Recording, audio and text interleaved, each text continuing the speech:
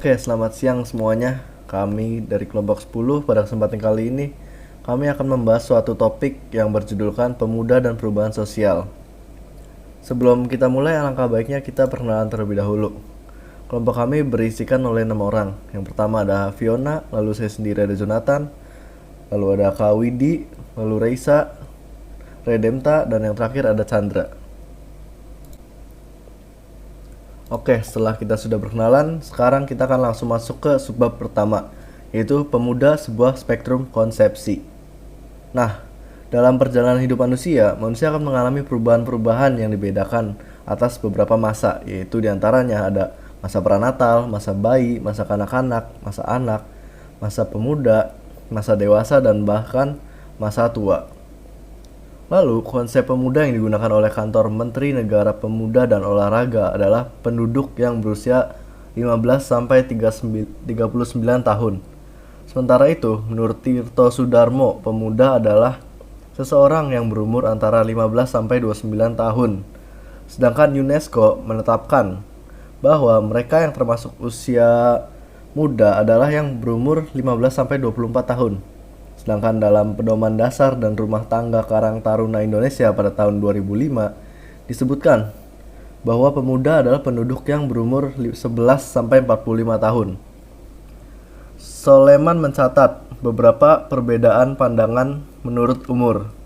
Beberapa literatur dicatatnya mengemukakan kategori pemuda yang berbeda-beda, yakni A. Mereka yang berumur 10 sampai 24 tahun, lalu B. Mereka yang berumur 15 sampai 30 tahun, C. Mereka yang berumur 15 sampai 35 tahun, dan D.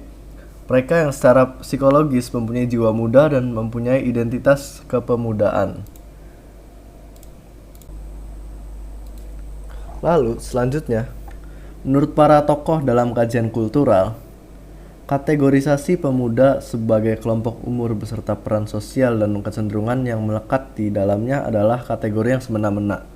Barker menyebutkan bahwa konsepsi pemuda sebagai kategori kultural akan menghubungkan pemuda tidak hanya sebagai kelompok usia dengan kategori biologis tertentu, tetapi menghubungkannya dengan kelas sosial tertentu, ras, gender, dan relasinya dengan konsepsi ruang, gaya hidup, selera, dan makna. Nurul Aini menyatakan istilah pemuda bisa menunjukkan banyak hal, seperti pemuda itu bukan anak-anak, dan tentu saja bukan dewasa juga, apalagi orang tua. Lalu pemuda itu cenderung memberontak atau dia pemberontak.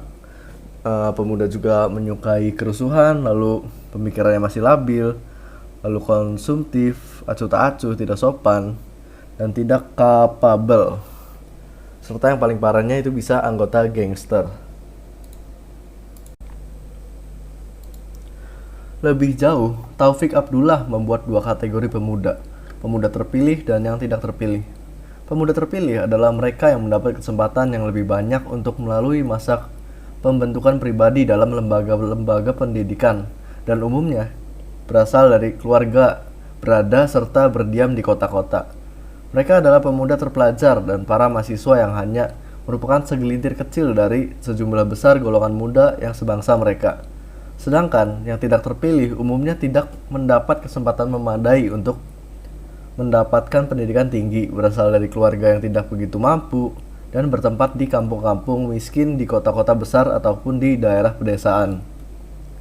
Perbedaan penting di antara mereka adalah kepekaan terhadap peralihan suasana. Di kalangan yang pertama, lebih cepat terjadi keinginan untuk mengadakan revisi terhadap harapan sosial yang dikenakan kepada mereka dan mengadakan perumusan baru terhadap peranan mereka. Nah, pada subbab kedua ini tentang sejarah gerakan pemuda. Sejarah pembentukan negara bangsa Indonesia bisa dikatakan sebagai pergerakan pemuda.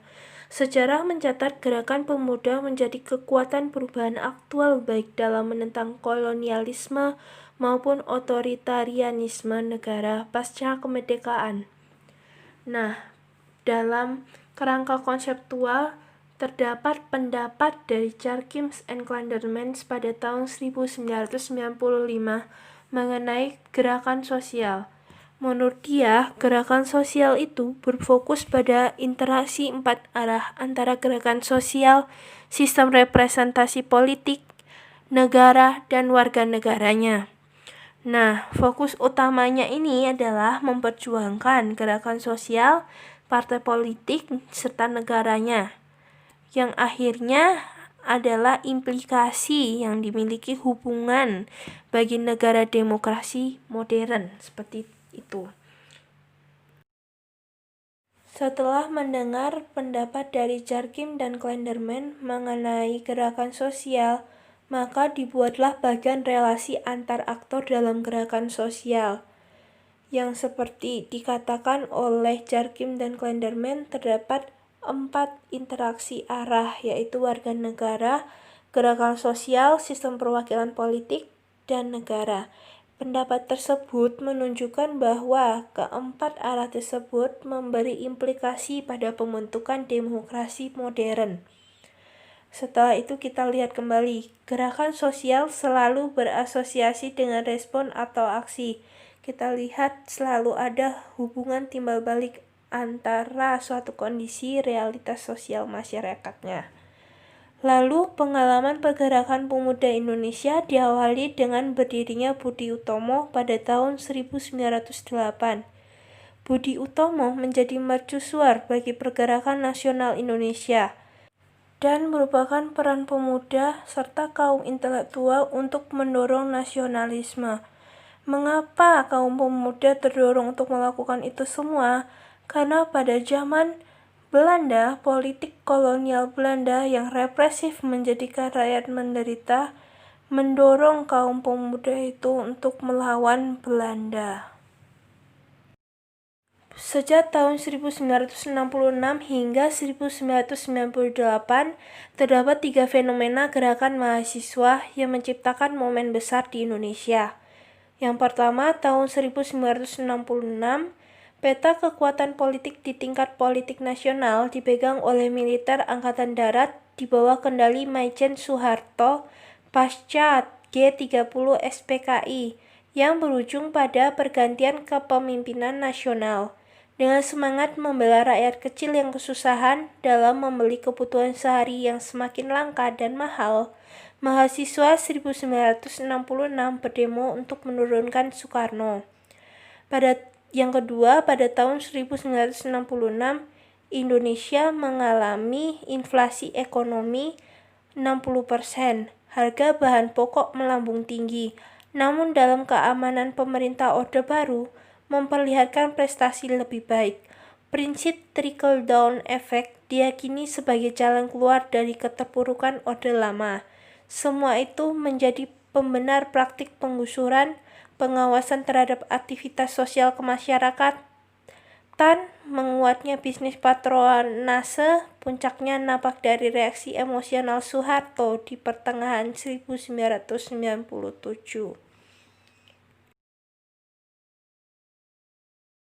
Yang ketiga, gerak struktur ekonomi politik dunia secara terus-menerus mencari bentuk yang tepat sesuai paradigma ekonomi pasar. Negara-negara dunia ketiga didorong membuka diri terhadap pasar bebas yang mengurangi monopoli negara atas sumber ekonomi publik, penegakan HAM, dan mengembalikan militer ke peran profesionalitas, membuat mahasiswa kembali mengajukan tuntutan turunkan Soeharto.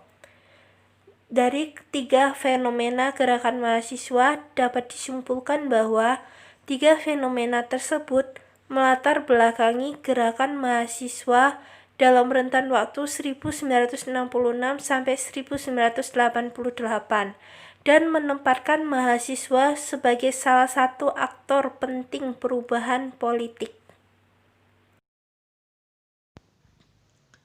Sejak reformasi 1998, gerakan kepemudaan dalam arena politik tampaknya belum sepenuhnya tersatukan dalam visi bersama.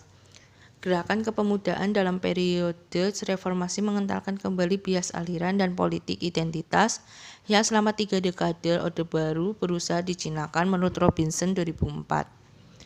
Godaan untuk merayakan identitas multicultural jauh lebih kuat dibandingkan dengan panggilan politik untuk menggugat dan menentang ketidakadilan ekonomi dan diskriminasi sosial. Setelah bergulirnya reformasi pada tahun 1998, pergerakan mahasiswa dihadapkan pada pluralitas gerakan yang sangat tinggi.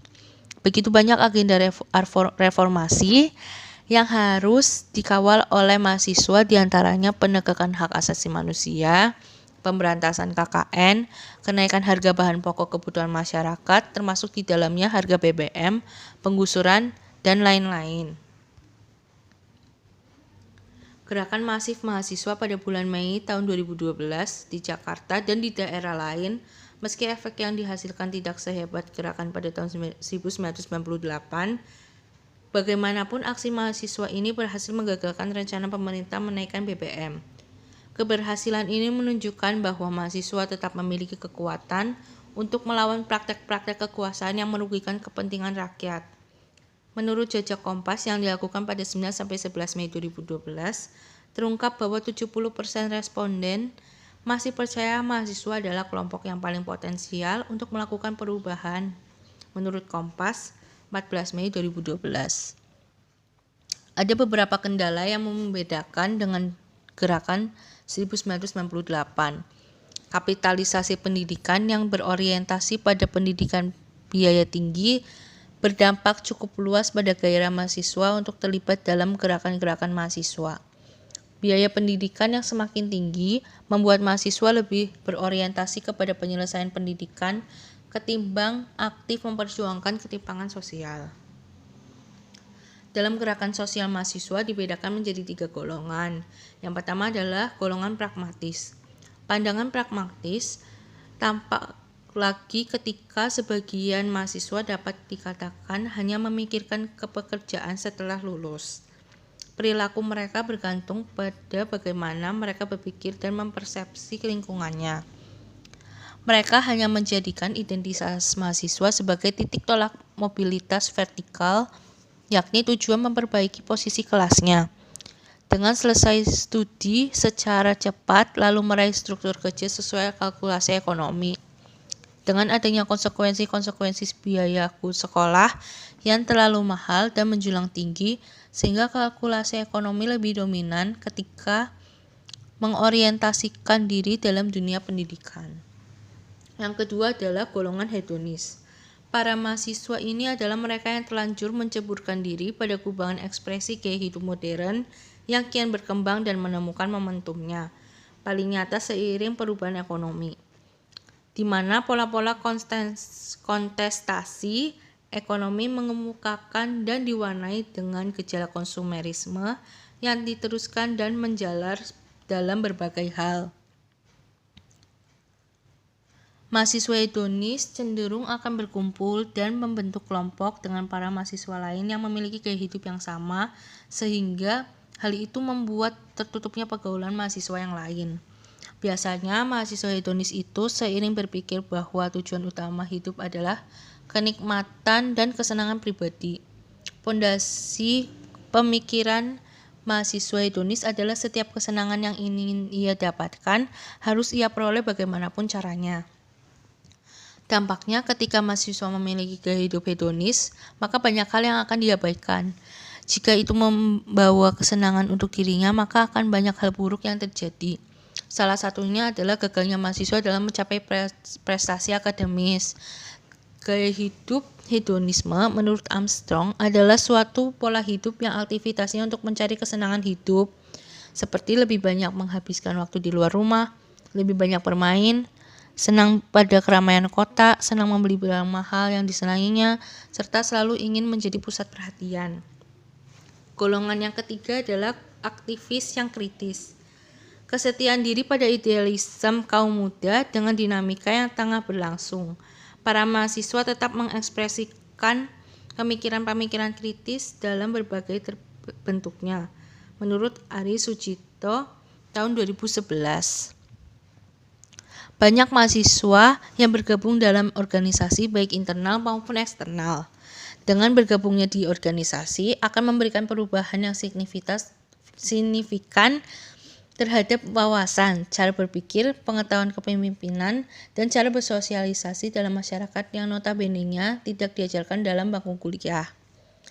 Dengan aktif berorganisasi, kita akan terbiasa untuk berbicara di depan umum, akan sering berhadapan dengan surat menyurat, belajar tentang manajemen dan kepemimpinan, dan memiliki relasi.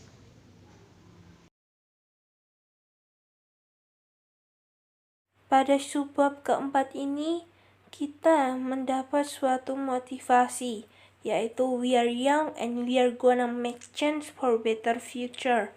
Seorang pemuda harus pantang menyerah, karena kegigihannya akan merubah masa depan negara dan bangsanya. Batas kemampuan kita melihat visi adalah batas masa depan yang kita miliki. The limit of our vision is the limit of our future.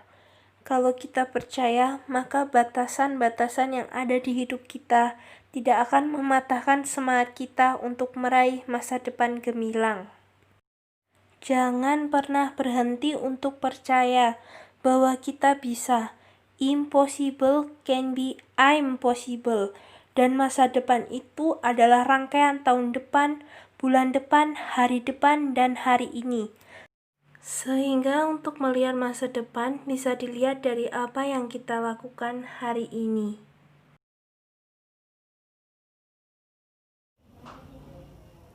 Kisah Susi Air. Susi adalah seorang yang mandiri dan bekerja keras untuk kelangsungan hidupnya. Susi anak lulusan SMP. Awal mula Susi mulai bisnisnya, Susi hanya bermodal 750.000. Tetapi didasari oleh ketekunan dan keuletan, Susi usahanya semakin meningkat. Susi pun akhirnya membeli pesawat untuk melengkapi bisnisnya. Susi selain usaha, dia juga membantu orang-orang yang mengalami kesusahan. Dan kini Susi menjadi orang yang sukses. Susi memiliki 50 pesawat kecil, operasi hampir semua pelosok Indonesia. Penutup.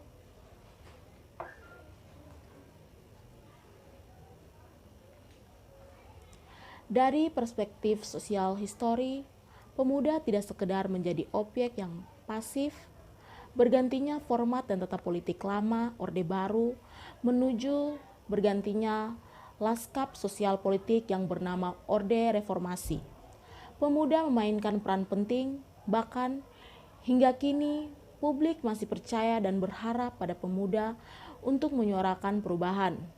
Perubahan yang bermanifest dalam gerakan pemuda yang telah berlangsung sebetulnya masih menyimpan potensi untuk mendesain perubahan di masa depan. Semua tergantung bagaimana pemuda mengelola dirinya. Hanya dengan pantang menyerah, pemuda dapat mesbah masa depan dirinya dan bangsanya. Pemuda adalah sang pemilik fajar zaman. Baik, sekarang kita tahu bahwa pemuda merupakan sebuah spektrum konsepsi, di mana konsep pemahaman mengenai pemuda tidak hanya berdasarkan penggolongan umur, tetapi juga melibatkan peran sosial dan kecenderungan yang melekat sehingga menjadi ciri khas sendiri bagi kaum pemuda. Dan berikut saya paparkan beberapa contoh kasus yang melibatkan sifat-sifat pemuda. Yang kita tahu sendiri, sifat-sifat pemuda menurut Nurul Ani pada tahun 2011 dalam tulisannya mengatakan bahwa pemuda memiliki beberapa penanda. Ada bukan anak-anak, bukan dewasa, bukan orang tua, pemberontak, kerusuhan, labil, konsumtif, acuh tak acuh, tidak sopan, tidak capable, anggota gangster, dan beberapa hal lainnya. Dan berikut contoh-contohnya. Yang pertama mengenai sifat pemberontak. Itu ada aksi demo mahasiswa menolak revisi undang-undang dan undang-undang KPK. Perubahan usia membuat para pemuda semakin dewasa, sehingga timbul keinginan untuk menjadi lebih mandiri dan berpikir lebih kritis. Oleh sebab itu, para kaum muda akan memberontak jika ada aturan yang mereka pikir membatasi kebebasan mereka.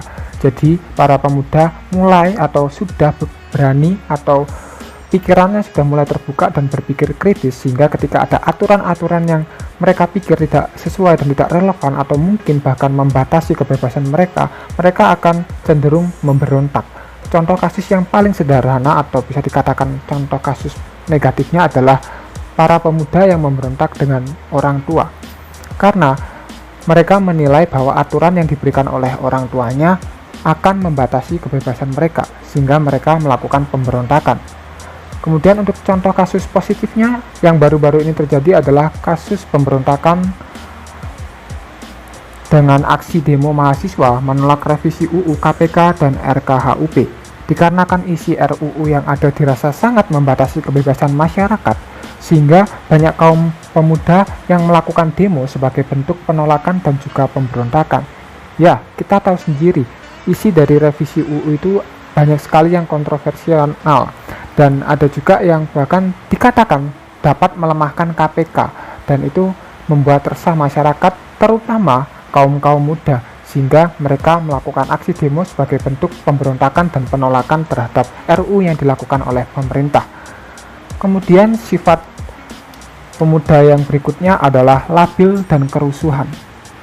Para kaum muda dikatakan memiliki kondisi psikologis yang labil dan suka kerusuhan. Contoh kasusnya adalah kerusuhan pasca pemilihan umum presiden pada tahun 2019, yaitu tepatnya pada tanggal 22 Mei. Menurut Komnas HAM, kondisi psikologis para pemuda yang belum matang dan labil membuat mereka mudah untuk terprovokasi untuk berperilaku brutal dan melakukan kerusuhan.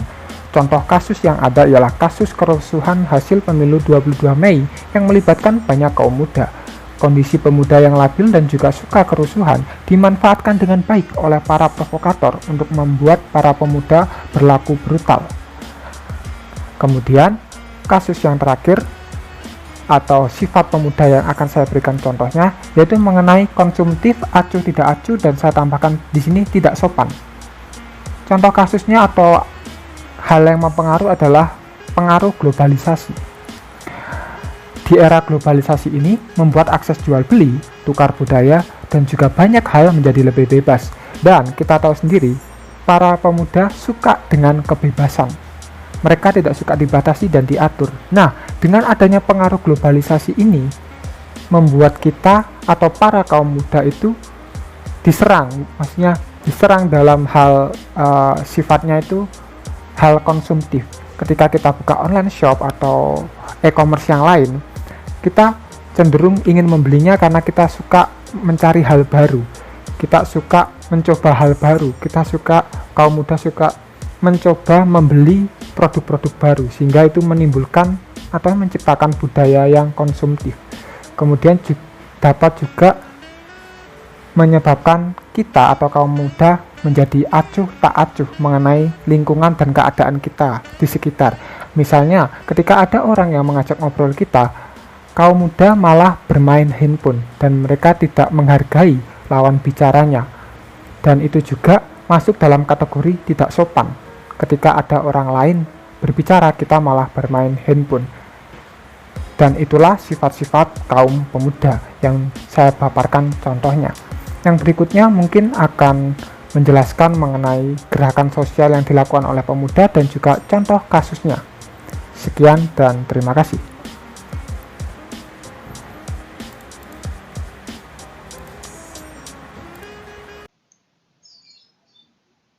Baik teman-teman, kali ini saya akan memberikan contoh kasus pada pemuda melaksanakan perannya sebagai agent of change. Di sini saya akan memberikan 3 contoh kasus. Yang pertama adalah sengketa Gandhi Memorial School pada tahun 1995 yang dibongkar oleh ketua muda MA, yaitu Adi Andojo. Yang kedua ada kasus korupsi Gubernur Jambi, yaitu Zumi Zola.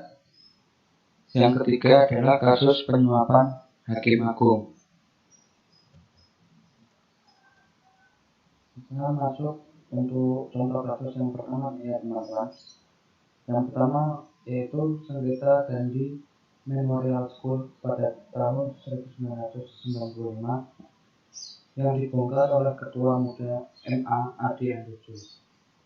Di sini beliau sebagai ketua muda Mahkamah Agung di bidang pidana umum, Adi Androjo membongkar kolusi putusan kasasi sengketa Gandhi Memorial School pada tahun 1995. Upaya Adi membuatnya masuk dalam pusaran PT, yaitu dipecat sebagai Ketua Mahkamah Agung.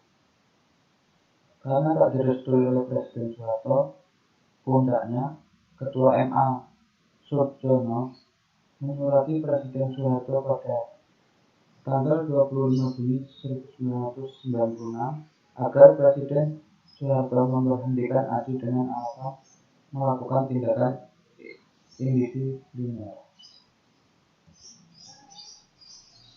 Untuk kasus selanjutnya ada kasus korupsi oleh Gubernur Jambi, yaitu Bapak Zumi Zola.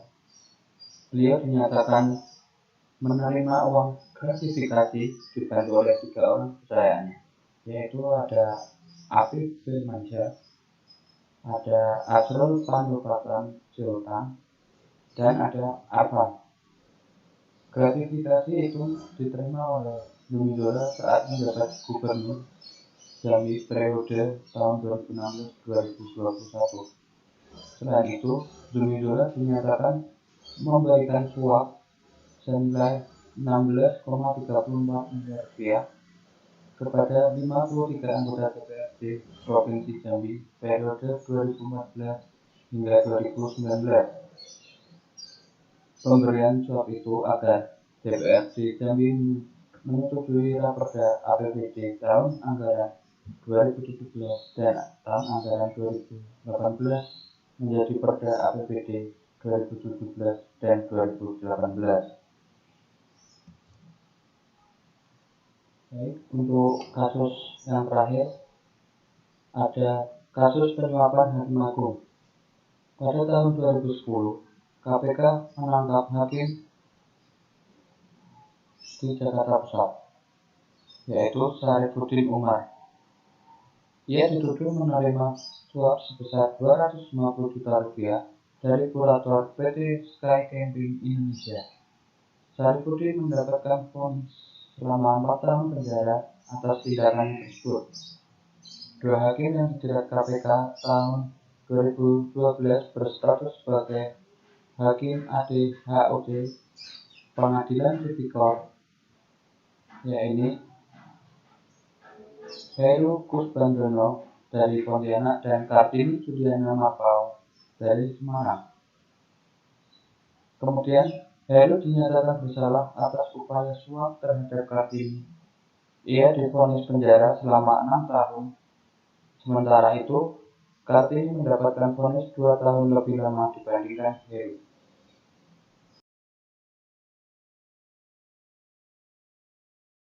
Demikian presentasi kami mengenai pemuda dan gerakan sosial. Terima kasih.